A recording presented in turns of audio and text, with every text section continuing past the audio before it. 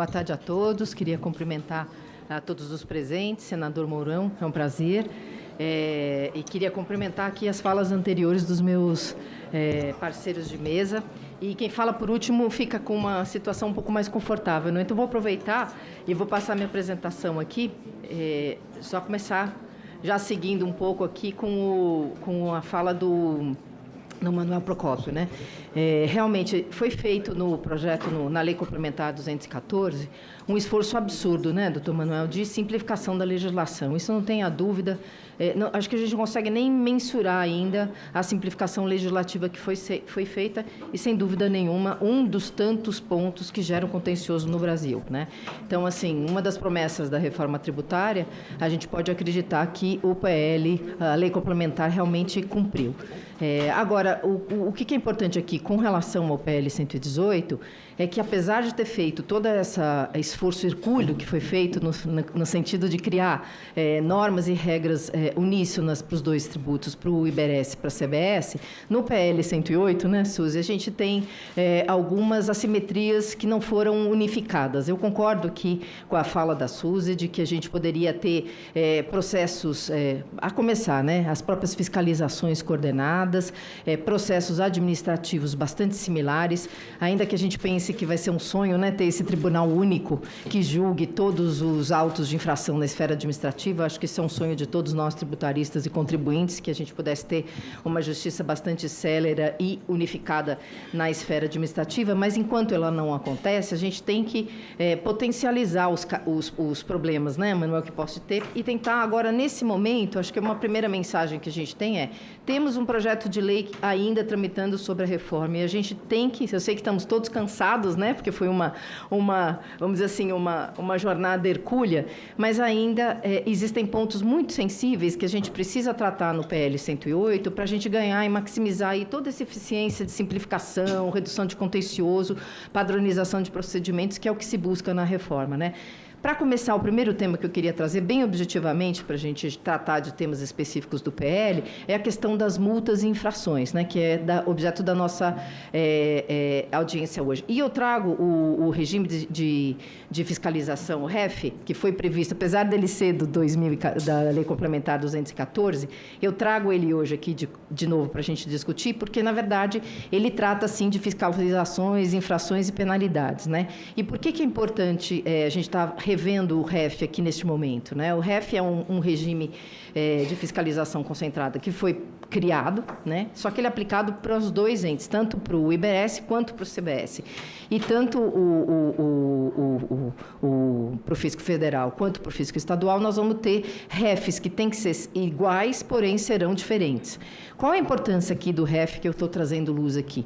Nós temos um programa todo aqui de estabelecimento de penalidades, no sentido de você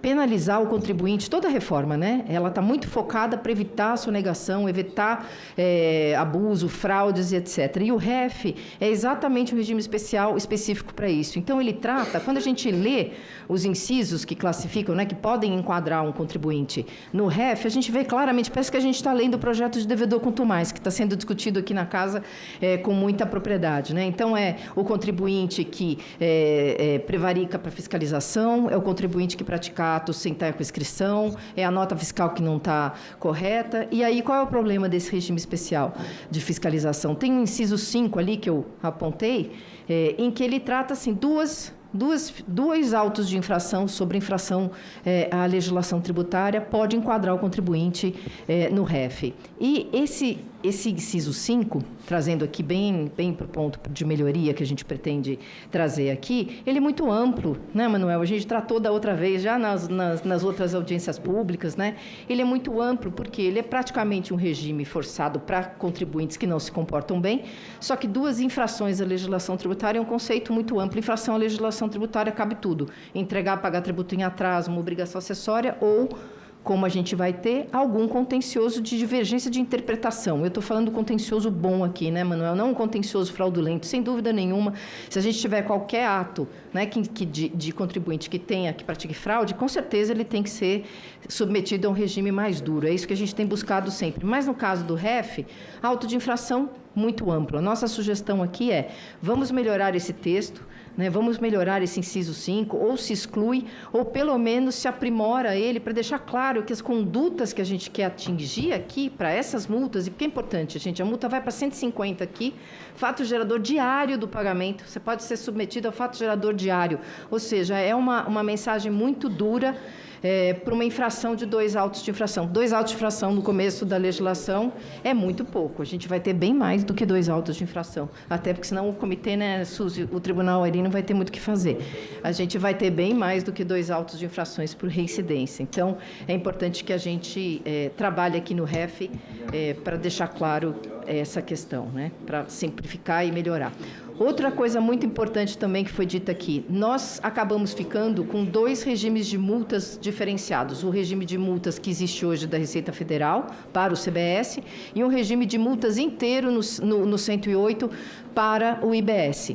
É uma quantidade enorme de multas, a gente tem mais de 37 incidências de multas com bases diferentes. As bases que estão no artigo no 108 são diferentes das bases da legislação da Receita Federal hoje. A gente precisa padronizar, simplificar, racionalizar essas multas. O ideal seríamos que a gente tenha incidências idênticas de multas para o IBS e para a CBS. Isso é uma proposta, isso é um pleito dos contribuintes desde o começo, quando a gente fez, lembra os grupos de discussão ainda, quando a gente sequer tinha o texto da lei, de que a gente padronizasse as multas. Tem uma quantidade enorme, gente, de contencioso de multa nos estados por classificação fiscal. É uma nota assim, é uma nota assado, você tem classificações, pode ser enquadrado no inciso, e aqui a gente repetiu um pouco todas essas incidências. Qual que seria a solução aqui? A proposta nossa, unifica as multas entre a CBS e o IBS idênticas, as mesmas multas para os dois. Essa é a primeira proposta. A segunda proposta, vamos seguir o que a gente definiu aqui nessa casa, na comissão de juristas, nos projetos que foram aprovados aqui, de qualificar as multas, calibrar as multas de acordo com o comportamento do contribuinte. As multas continuam todas iguais.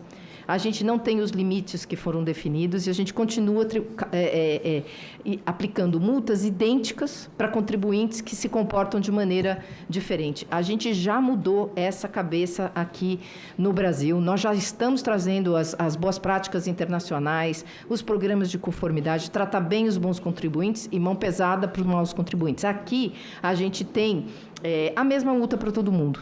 E outra coisa que a gente colocou no PL, que está no PL que tem que ser mudado, não existe limite. A gente pode ter uma multa em cima da outra e a gente pode chegar nessa acumulação de multas e infrações a mais de 100%. O Supremo Tribunal Federal já disse, o teto de multas possível é 100%. A gente não pode ter multas que se somam e se sobressões. É contencioso na certa, estou certa ou não? Quantos autos de infrações a gente tem por classificação de multas? Vamos aproveitar, vamos padronizar as multas, vamos implementar nessas redutores de multas os programas de conformidade, tratar bem os contribuintes redutores e, principalmente, a autorregularização também é bastante importante. Essa proposta, inclusive, está sendo, acho que é desejo de todos os contribuintes, CNI, o CECIF, cadê o nosso professor Eurico está aqui, nos trouxe essa proposta muito inteligente que reflete exatamente essa simplificação e padronização. Está faltando aqui para as multas, gente, imprescindível que a gente aproveite essa oportunidade e resolva no PL, padronize as multas, coloque os tetos dos limites objetivos e a qualifique para o peso da infração em si. Então, é muito importante as multas. Contencioso, falar um pouquinho do nosso PAF, considerando que a gente ainda vai ter 2 tribunais, e constitucionais ou não inconstitucionais, a gente vai ter aí o comitê gestor logo do começo. Um ponto que chamou muita atenção, né, Manuel, eu não sei da onde que surgiu no PL, no texto, no artigo 92, que os julgadores do IBS não vão poder fazer o controle da legalidade. Eu acho que está errado. Acho que deve ter sido um erro de redação, ou eu não entendi direito, mas, de qualquer maneira, não foi um erro. Então, a nossa ideia é que os julgadores administrativos, eles têm que fazer o controle da legalidade, eles não podem fazer o controle da constitucionalidade, aí, sem dúvida nenhuma, está correto. Mas o da legalidade nos pareceu estranho, porque, na verdade, é princípio básico, né, do direito administrativo rever um ato ilegal. Então, como que os julgadores do comitê gestor não vão poder afastar ato de ilegalidade, é o rever um ato ilegal. É para isso que eles estão ali. Eu acho, ou eu não entendi direito qual que é o processo, deixa eles verem a legalidade, que acho que a atribuição do próprio tribunal seria essa, seria uma correção. E eu tenho colocado aqui embaixo de cada tema, tem as emendas que já foram aprovadas. Eu me lembro que o senador Eduardo Braga disse que ele gostaria de ter todas as emendas para ver os textos que já foram colocados. Então, esse aqui é um ponto que acho que de melhoria, porque é praticamente a função do julgador do Tribunal Administrativo rever o ato de ilegalidade. Precedentes, só mais um minuto, senador, vou terminando aqui. Precedentes vinculantes. Outro tema que está no PLP, no artigo 92, o importante é que a gente não tenha várias decisões quando você tem um caso afetado e que esteja em discussão no Supremo Tribunal Federal ou no STJ. O PL faz o sobrestamento é suspensão do julgamento dos procedimentos administrativos só em caso de trânsito em julgado. Só que o tema já foi afetado. A gente entende o seguinte aqui. Seria o ideal que, uma vez afetado o caso, se suspendesse os processos administrativos em andamento para você não ter decisões conflitantes, porque esse caso já vai ser julgado em repercussão geral. Se for só em trânsito em julgado, já é naturalmente isso. O trânsito em julgado você já tem que suspender e aplicar para os projetos em andamento. Então, acho que o ideal para dar eficiência aqui é que você suspenda imediatamente quando o caso está afetado. E aí, obviamente, para que ele seja efetivo, o ideal seria que a gente tivesse uma prioridade dos tribunais superiores quando você tiver um caso afetado do IBS e CBS, para que você pudesse desovar esse contencioso. Muitos dos casos que a gente tem são porque há demora nos tribunais superiores para julgamento dos casos afetados. É verdade ou não? Às vezes tem 20 anos lá e o contencioso continua rolando, né? Um ponto muito importante também de melhoria é os recursos do IBS, né? A gente vai ter 2 pontos de melhoria que eu queria trazer aqui, justamente para fazer essa paridade de, pelo menos, os processos, os PAFs, né, que a gente chama de processos administrativos, tiverem as mesmas regras, né? Mas o mais importante mesmo, o Manuel Procópio colocou a questão do prazo de 60 dias, e aqui, Manuel, é muito mais uma questão de você fortalecer o processo administrativo e a primeira prova. 20 dias para você juntar documento, fazer a defesa e etc., é muito curto mesmo. Tanto é curto que na comissão de juristas aqui do Senado já se discutiu os prazos existentes dos tribunais e 30 dias do CARF já não era suficiente. Tanto que a própria comissão de juristas daqui do Senado falou, olha, 60 dias seria o ideal. Por quê? Porque o contribuinte consegue trazer todos os documentos, as provas, e depois não precisa ficar convertendo o processo em diligência para fazer produção de provas. Isso acontece muito. Você tem uma fiscalização que dura 1 ano, e o fisco pode te fiscalizar e te autuar por 5 anos. E nesses 5 anos, você tem que trazer documento de 5 anos. Em 20 dias, fazer a defesa e colacionar 5 anos, por mais informatizado, aliás, é excelente, muito informatizado, tem muita tecnologia, mas a empresa tem que submeter e juntar todos esses documentos aqui. Por isso que na comissão de juristas se decidiu que o ideal seria que tivesse um prazo estendido para que o contribuinte trouxesse todas as provas e acabou, aí o processo anda, sem tantas conversões em diligências, etc. E importante, não trouxe os documentos juntos com a imposição, preclusão, não pode juntar depois. Aí tem que ficar pedindo para converter, para poder juntar. Não é o ideal, e isso foi o que aqui a nossa comissão de juristas previu aqui para a reforma do CAF. Mas aí aqui, Manuel, só para comentar, a ideia não é estender demais, é fazer a prova logo de cara, na primeira instância, com tudo que o julgador precisa fazer. E aí, com isso, vai juntar depois provas a qualquer tempo, etc. Concordo que não é o ideal, e nem pode ficar o tempo todo, só se tiver uma prova adicional. Mas aqui, os 60 dias seria importante. Eu tenho empresas no GETAP, por exemplo, que trabalham a nível nacional. Imagina um auto de infração nacional. Então, basicamente, esses pontos são importantes. O último ponto só que é importante, comitê de harmonização que a gente falou aqui. No comitê de harmonização das jurisprudências que podem ser geradas conflitantes entre os 2 tribunais, não há presença dos contribuintes. E isso causa um pouco de estranheza, porque, na verdade, o que vai ser essa harmonização? É importante dizer que isso não é uma 3ª ou 4ª nível de jurisdição que a gente está pleiteando aqui, ou que os contribuintes têm que recorrer e querem uma série de recursos. Não é essa a situação aqui.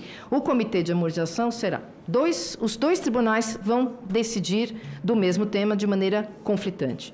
Esperamos que isso aconteça em caráter de exceção, não serão vários julgados. Mas, nesse Comitê de Harmonização de Jurisprudência, só está a presença dos fiscos, não tem a presença dos contribuintes. Qual que é o problema aqui? Os contribuintes já participam, seja nos TITs, nos tribunais administrativos, seja no CARF, na harmonização da jurisprudência. Editam súmulas, votam súmulas, trabalham nos casos de embargos onde você já tem, dentro do próprio tribunal, divergência. Por que não no Comitê de Harmonização? Eu não consigo achar uma razão para tirar os contribuintes do Comitê de Harmonização. Até porque eles não estão aqui para prejudicar, estão aqui para ajudar, para contribuir com a melhor harmonização. Por quê? Porque tem que evitar o judiciário, é o que a gente tem dito sempre. O objetivo aqui é evitar o judiciário. Se você tem o Comitê de Harmonização, onde só vamos ter os representantes do Fisco Federal e do Fisco Estadual, pode se tornar uma decisão política, pode se tornar uma decisão sem que a gente tenha aí todas as ferramentas para discussão. Senador, é isso, não quero me estender mais, deixo aqui para vocês as mensagens, né? Rever as multas, simplificar as multas, padronizar multas, estabelecer os limites de acordo com aquilo que foi estabelecido aqui na Comissão de Juristas do Senado. Os contribuintes devem integrar esse comitê de harmonização para contribuir com a melhor interpretação da solução da jurisprudência, e todos os casos aqui, os julgadores do IBS, eles devem ter poder para decidir a legalidade e a ilegalidade do ato. É isso, senador. Muito obrigada e desculpa passar o tempo, que é tanto assunto no 108 que a gente fica até... precisaria de um pouquinho mais de tempo, mas muito obrigada de qualquer maneira.